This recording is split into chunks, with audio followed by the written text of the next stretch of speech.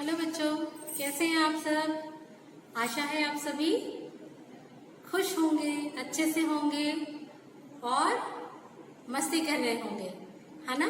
लेकिन मस्ती में इतना गुम नहीं होना है हमको कि हम अपना काम अधूरा छोड़ दें। आपकी क्लास चल रही है और आप जान रहे हैं कि हम आपके मंथली चैप्टर्स को धीरे धीरे कंप्लीट करवाते जा रहे हैं। तो आपके ऊपर भी होमवर्क का प्रेशर है, आपको भी होमवर्क अपना पूरा करना है। होमवर्क में आपको जो भी चीजें मेरी क्लास में दी जाती हैं वो सब आपके वेबसाइट पर अवेलेबल होती हैं। मैं आपको बताती भी हूँ और आप सभी का ये काम है कि आप सभी अपना काम पूरा करके रखो। ठीक है बेटा, आप यदि अपना काम पूरा करके रखेंगे तो आपके लिए ही बहुत अच्छा होगा। क्यों? क्योंकि आप क्या कर पाओगे, रिवीजन कर पाओगे। फिर जो हम क्लास टेस्ट आपका ले रहे हैं उसमें भी आपके अच्छे मार्क्स आएंगे, है ना। तो अपना काम पूरा करके रखो। और यदि कोई परेशानी होती है या कोई चीज समझ नहीं आती है तो प्लीज जब भी वीडियो चले तब क्वेश्चन करो, अदरवाइज आप कॉल करके भी क्वेश्चन कर सकते हो, पूछ सकते हो। ठीक है, ओके। तो चलिए हम आगे अपना पाठ शुरू करते हैं। आज हम पढ़ेंगे, आप देख रहे हैं बोर्ड पर, शब्द और वाक्य, पाठ 4 शब्द और वाक्य। ठीक है, अब देखो बेटा, हमने आज तक क्या क्या पढ़ा। पाठ 1 में हमने पढ़ा था भाषा। भाषा की सबसे छोटी ध्वनि को हमने कहा, क्या कहा हमने? वर्ण। वर्ण के बाद वर्ण के 2 प्रकार हमने पढ़े। कौन कौन से पढ़े? ये देखिए, वर्ण के 2 प्रकार हैं। कौन कौन से हैं? स्वर और व्यंजन है। वर्ण के 2 प्रकार, स्वर और व्यंजन। जब आपस में मिलते हैं तो स्वरों का रूप क्या बदल जाता है? किस रूप में बदल जाता है? मात्रा के रूप में बदल जाता है। फिर ये मात्रा, स्वर और व्यंजन मिलकर क्या करते हैं? शब्द बनाते हैं। ठीक, लेकिन एक चीज यहां से, ये चीज हमको क्लियर हो गई कि शब्द वर्णों से मिलकर बनते हैं। किससे बनते हैं शब्द? वर्णों से मिलकर बनते हैं। ठीक है, अब आप देख रहे हैं, पर यदि हम किसी भी वर्ण को मिला दें तो क्या शब्द बनते हैं? किसी भी वर्ण को किसी भी तरीके से यदि हम मिला देते हैं तो क्या शब्द बनते हैं? नहीं। अब ये चीज मैंने कैसे नहीं कही, क्योंकि देखिए आपको मैं उदाहरण दिखाती हूँ। ये देखिए, ये है आपका ब, ये सु, ये ह। ठीक है, अब आप मुझे बताइए, क्या ये कोई शब्द है वसुह? लेकिन इसे ही यदि हम क्रम से जमा दें, सुबह, तो ये क्या बन गया? एक अर्थ देने वाला शब्द जो आपको समझ में आ रहा है आपको समझ में। तो इस तरीके से हम देखते हैं कि वर्णों को किसी भी क्रम में हम यदि जमा देते हैं तो हमको शब्द जो मिलते हैं, जरूरी नहीं है कि वो सही अर्थ वाले शब्द। ठीक है, अब देखिए, वैसे ही यहाँ पर है म, क, ल। म वर्ण है, क वर्ण है, ल वर्ण है। इनको मिलाकर यदि हम ऐसे बनाए तो क्या बना हमारा? म, क, ल, मकल। मकल कोई चीज नहीं होती, कोई चीज समझ नहीं आती हमें। लेकिन यदि हम इसका क्रम बदल दें तो ये क्या बन जाता है? कमल। कमल। क्या किया हमने? वर्णों का क्रम बदल दिया, एक ऐसा क्रम दिया जिससे एक अर्थ बने या अर्थ समझ में आए। ठीक, तो वर्णों को किसी भी क्रम में ना रखकर एक ऐसा क्रम देना जिससे उसका अर्थ स्पष्ट हो, उस शब्द का कोई अर्थ निकले, मतलब निकले, हमें समझ नहीं आए। ठीक, वैसे ही यहाँ पर एक और उदाहरण देखिए, ताकीब। तो ताकीब बन गया। ताकीब जो वर्ड है वो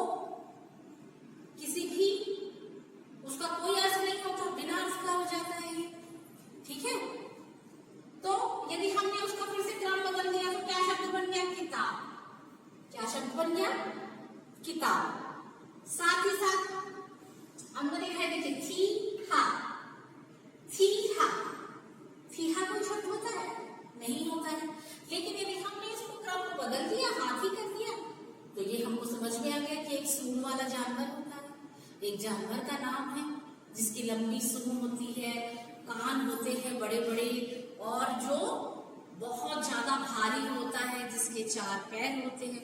हम सारी चीजें क्या कर सकते हैं, वर्णन कर सकते हैं, बता सकते हैं। ठीक, तो इस तरीके से हमने देखा।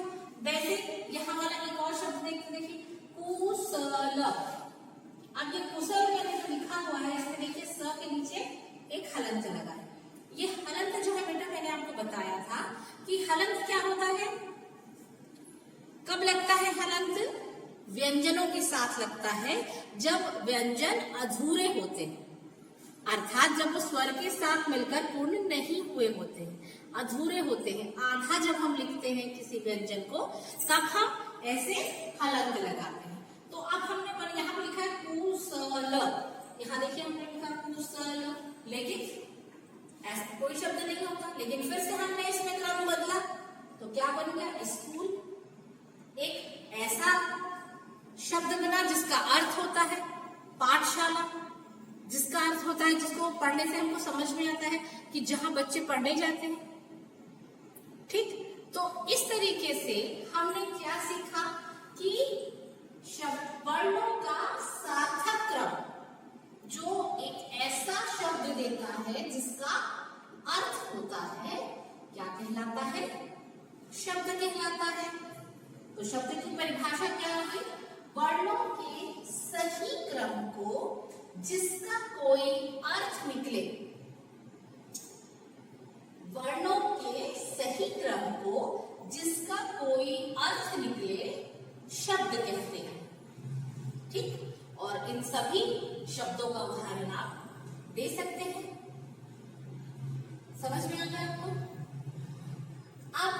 अब जैसे ये शब्द बने, वैसे ही यदि हम शब्दों को किसी भी तरीके से जमा दें, तो क्या हम उन सभी शब्दों का अर्थ बता पाएंगे?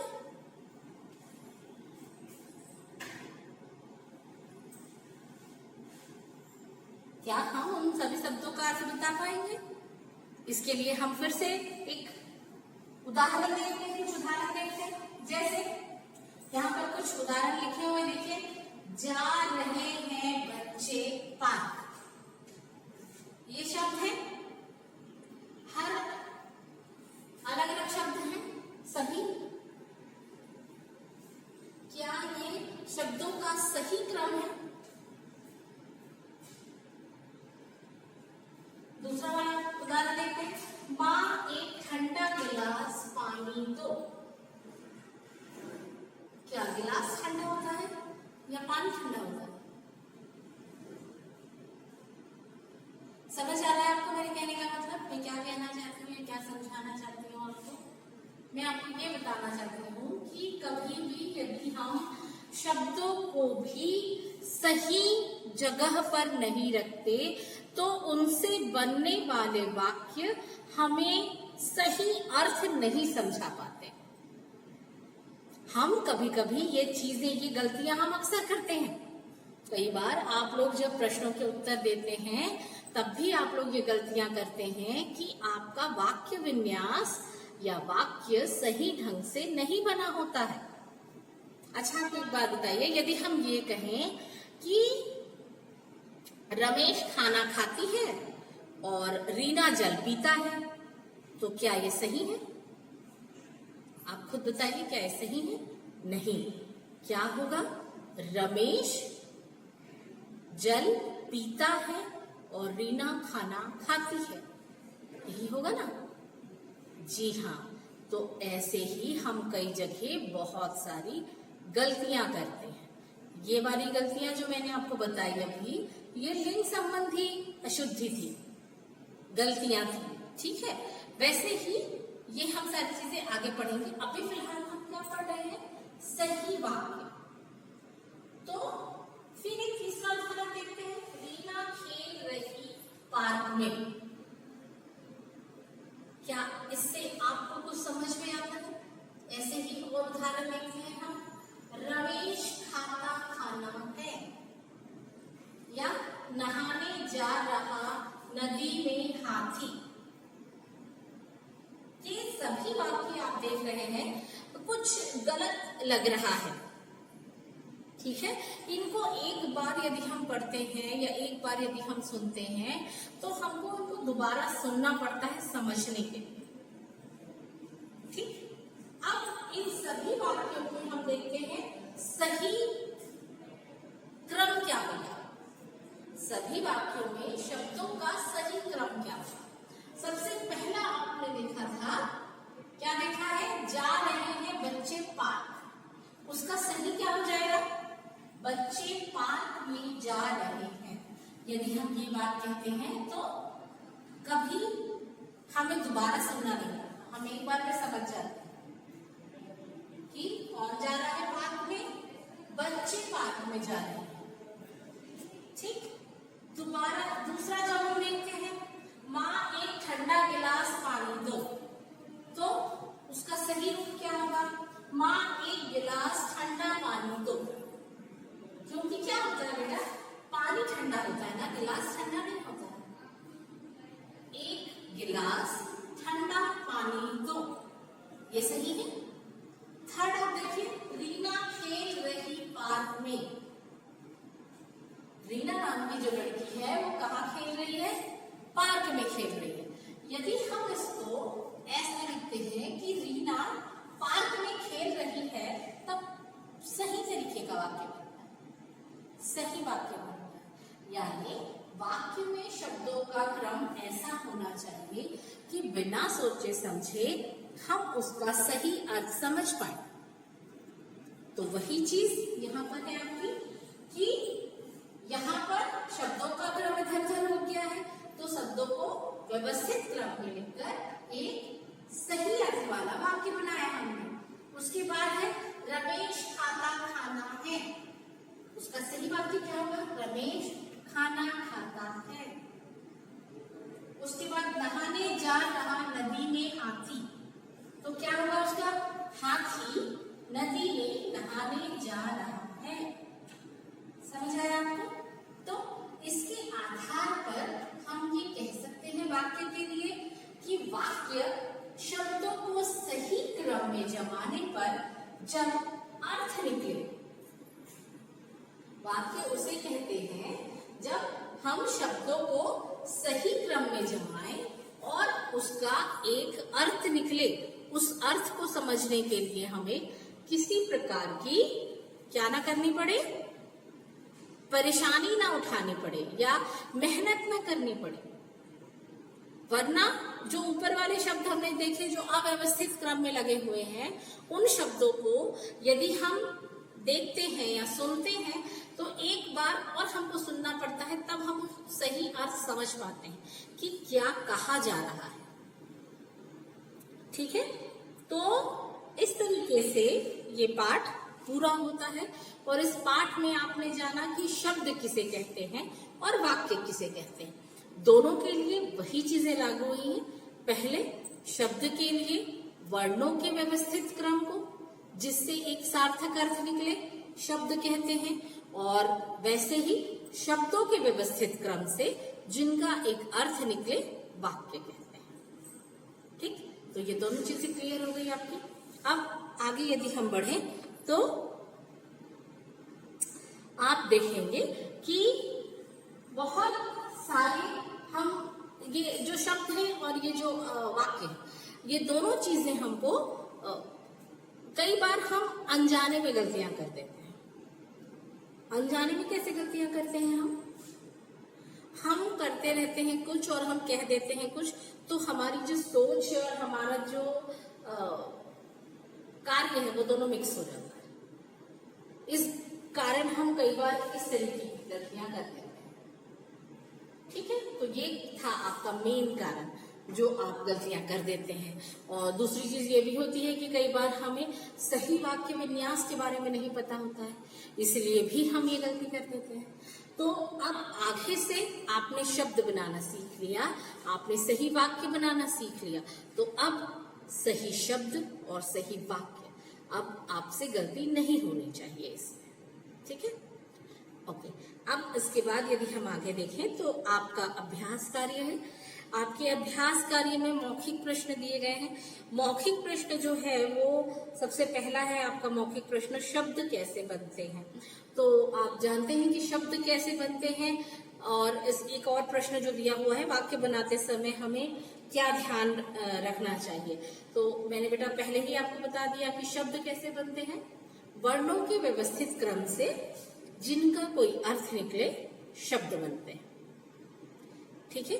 और वाक्य बनाते समय भी हमें शब्दों के व्यवस्थित क्रम को ध्यान में रखना चाहिए, ठीक। ये आंसर आपके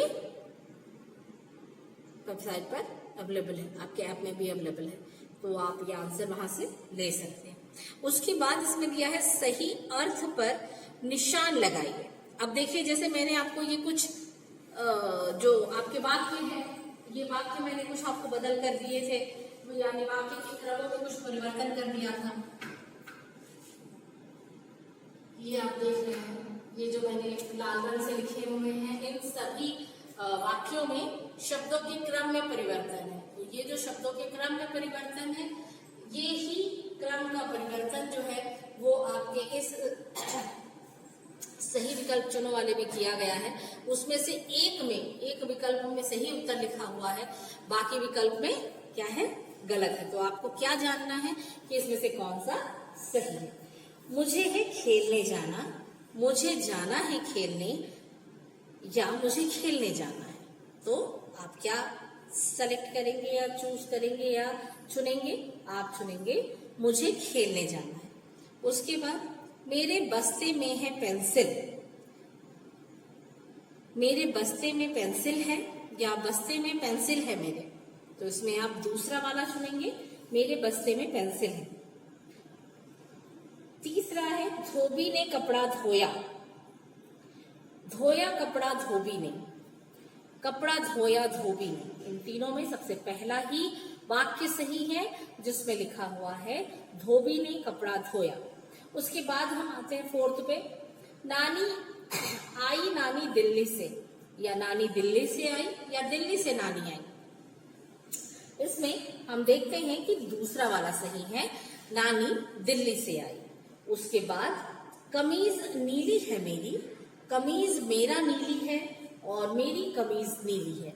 इसमें आखिरी वाला होगा आपका मेरी कमीज नीली है। बोतल में पानी भरा है पानी बोतल में, या बोतल में भरा है पानी। तो इसमें से सबसे पहला वाला होगा हमारा बोतल में पानी भरा है। तो इस तरीके से देखिए, आप देख रहे हैं कि उन्हीं शब्दों को सिर्फ क्रम बदलने से कितना अलग अर्थ हो जाता है।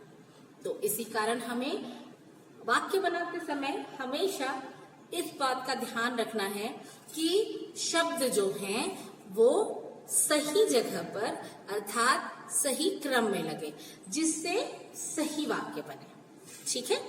उसके बाद आप देख रहे हैं यहाँ कुछ चित्रों को दिया है, चित्रों को दिया है और उनके किन को बदल दिया गया है, वर्णों को बदल दिया गया है, वर्णों के क्रम को बदल दिया गया है। वर्णों के क्रम को बदलने से क्या हो गया है कि शब्द समझ में नहीं आ रहे हैं हमको, है ना। चित्र हमको समझ आ रहा है पर शब्द हमको समझ नहीं आ रहे। इस कारण अब हम क्या करेंगे, हम शब्दों को बदल देंगे, शब्दों के क्रम को, वर्णों के क्रम को बदल देंगे। वर्णों के क्रम को बदलने से एक सही शब्द का निर्माण हो जाएगा। देखिए, जैसे ये लिखा है ग म र, तो गमर की जगह क्या होगा, वो म ग र। वैसे ही यहाँ देखिए श ल क, जबकि हमको चित्र किसका दिख रहा है, कलश का, तो हमने क्या लिख दिया, कलश। वैसे ही यहाँ आप देख रहे हैं ये चित्र है गुलाब का, जबकि यहाँ लिखा है लागुब, तो लागुब कोई शब्द नहीं हुआ था, वही हमने क्रम बदल कर क्या लिख दिया, गुलाब। ये आप देख रहे हैं तितली, यहाँ पर क्या लिखा है, तिलित, तिलित लिखा है, इसको फिर से हमने क्रम बदल दिया, क्या हो गया इसका, तितली। इसी तरीके से सेकंड वाले में देखिए, आपको इस बोर्ड में बहुत सारे सही और गलत शब्द लिखे हैं। इन सही या गलत शब्दों को क्या करना है, सही शब्द को सही जगह पर लिखना है, सही शब्द वाले, और गलत शब्दों को गलत शब्द वाले जगह पर लिखना है। अब आपको देख रहे हैं आप इसमें से, जैसे लिखा हुआ यहाँ पे सूरज है, बोतल है, चाकू है, पैसा है, मटका है, मछली है, ये सारे क्या है, सही शब्द है, क्योंकि इनका अर्थ आपको समझ में आ रहा है। अब देखिए, यदि हम इसी में से कुछ शब्द ऐसे हैं जिनके क्रम को बदल दिया गया है, तो वो क्या बन गए हैं, गलत बन गए। जैसे ममा, तातो, पयारू, भीभा, थीहा, रीसी।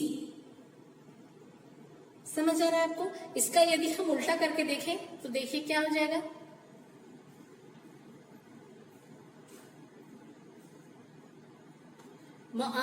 आम, ठीक है, तातो तोता, भीभा भाभी, थीहा हाथी, ढीसी सीढ़ी। समझ में आया? ये पयारू रुपया। तो देखा आपने कि किस तरीके से सही शब्द और गलत शब्द है, इन दोनों में क्या अंतर है, ये सारी चीजें हम देख रहे हैं। अब इसके बाद आप देखिए, ये है आपका लास्ट वाला। लास्ट जो आप देख रहे हैं, यह तो आप जान गए कि शब्दों को सही जगह पर न रखने पर वाक्य गलत हो जाता है। इसी तरह अगर हम अपनी चीजों को सही जगह पर नहीं रखेंगे तो क्या होगा? तो आप खुद यदि अपनी चीजों को सही जगह पर नहीं रखते हो तो क्या होता है, चीजें आपको जब जरूरत होती है तब नहीं मिलती है।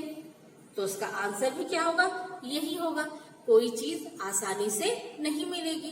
क्योंकि यदि आप बताइए, आपका एक पढ़ाई का टेबल है, उस टेबल पर आपकी बुक्स रखी हैं, आपकी कॉपियां रखी हैं, आपके लिए एक छोटा सा स्टैंड रखा है जिसमें आप अपनी पेन पेंसिल रबड़ रखते हैं, लेकिन आप खेलते खेलते या पढ़ते पढ़ते आप चले गए बेडरूम में। अब बेडरूम में पढ़ रहे हैं, पढ़ते पढ़ते आपने कॉपी भी वहीं छोड़ दी, आपने रबड़ पकड़कर या पेंसिल पकड़कर आप सो गए, या आप भाई के साथ खेलने लग गए और आपने पेंसिल ऐसे फेंक दी भाई के ऊपर। अब वो पेंसिल कहीं किसी के नीचे, पलंग के नीचे चली गई, रबड़ नीचे गिर गया खेलते खेलते में, या तकिया के नीचे दब गया, या तकिया के कवर के अंदर छुप गया, और फिर आप उठ करके बस खाली अपनी कॉपी उठाई आपने और कॉपी उठा करके आप आ गए, या आपने कॉपी उठा करके सोफे पर फेंक दी। ठीक, तो पेंसिल, इरेजर, कटर आपका गया बेडरूम में, इधर उधर वो भी पड़ा है नीचे, और फिर आपका कॉपी पड़ा है आपके सोफे के ऊपर। अब आप मुझे बताइए, कल मॉर्निंग में आपको मान लीजिए स्कूल जाना है, या आपकी मान लीजिए क्लास है, जैसे अभी क्लास चल रही है, अब आप क्लास के टाइम में कॉपी ढूंढने जा रहे हैं। चलो, कॉपी तो आपको मिल जाएगी क्योंकि सोफे पे रखी हुई थी, वो सामने दिख गई आपको, लेकिन फिर अब आप क्या बोल रहे हैं, पेंसिल, इरेजर, कटर, फिर आपको नहीं मिल रहा है। क्यों नहीं मिल रहा है? क्योंकि आपने ढंग से नहीं रखा। तो आप अपनी चीजों को सही ढंग से रखेंगे, सही जगह पर रखेंगे, अपने टेबल में ही यदि रखेंगे और टेबल में ही बैठकर पढ़ेंगे, या कोई एक पढ़ने का स्थान आपने निर्धारित कर लिया है और आप उसी जगह पर बैठकर पढ़ेंगे और अपनी चीजें वहीं रखने की आदत डालेंगे, तो क्या हो जाएगा, आपको चीजें अपनी आसानी से मिल जाएंगी और चीजें गुम नहीं होंगी। यदि हम चीजें इधर उधर रखते हैं तो क्या हो जाती है, चीजें गुम हो जाती है ना। तो आज आपने क्या क्या सीखा? आज आपने क्या सीखा? शब्द निर्माण सीखा और वाक्य निर्माण सीखा। एक बार हम फिर से पूरा रिवाइज करते हैं। सबसे पहले हमने सीखा शब्द निर्माण। तो शब्द किससे बनते हैं? वर्णों से बनते हैं।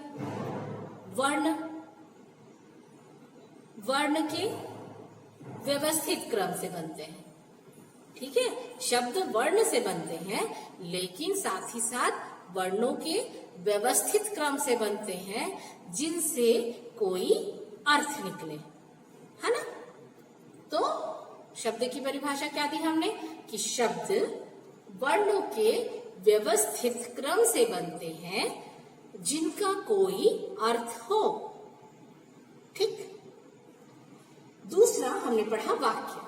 वाक्य के लिए भी वही, पहले हमने शब्द बनाए, अब शब्दों को हमने किसी भी क्रम में जमा दिया। तो जैसे ही हमने शब्दों को किसी भी क्रम में जमाया तो उससे वाक्य नहीं बना, क्योंकि उसको हमको समझने में दिक्कत हो रही थी, परेशानी हो रही थी। लेकिन यदि हमने शब्दों को भी सही क्रम दे दिया तो उनसे जो वाक्य बने उनका अर्थ हमें समझ में आता था।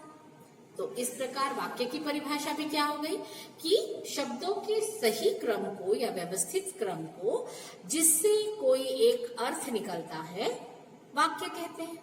ठीक, तो ये दोनों चीजें आपने सीखी कि शब्द किसे कहते हैं और वाक्य किसे कहते हैं, और इसे आपने अपने प्रीवियस नॉलेज से भी जोड़ा और अब आपको इसको आगे भी याद रखना है। ठीक, इस तरीके से आपका ये पाठ पूरा हुआ। तो आपसे अनुरोध है कि आप अपनी बुक और अपनी कॉपी पूरी कर लीजिए। साथ ही मैंने जो वर्कशीट दी है उसके लिए भी मैं आपको बोलूंगी कि बेटा पहले चैप्टर पूरा कर लो। जैसे हम पूरा चैप्टर करने के बाद में फिर जैसे हम आपको बोलते थे ना कि बेटा कल मैं इसका वर्कशीट दूंगी, तो आप प्रिपेयर होके आते थे, तो वैसे आप प्रिपेयर हो जाइए। प्रिपेयर होने के बाद में फिर वर्कशीट आप सॉल्व कीजिए। ठीक, तो आपके लिए बेनिफिट होगा। उससे आपको ये पता चलेगा कि आपने कितना बेहतर किया है या आपको कितनी सारी चीजें समझ आई हैं और कितनी सारी चीजें नहीं समझ आई है, क्या चीज बन रहा है, क्या गलत है, क्या सही है, वो सारी चीजें आपको समझ में आ जाएंगी। ठीक है बेटा, आशा है आपको ये पाठ पसंद आया होगा, समझ आया होगा और आगे आपको इससे संबंधित कोई भी परेशानी नहीं होगी। Thank you.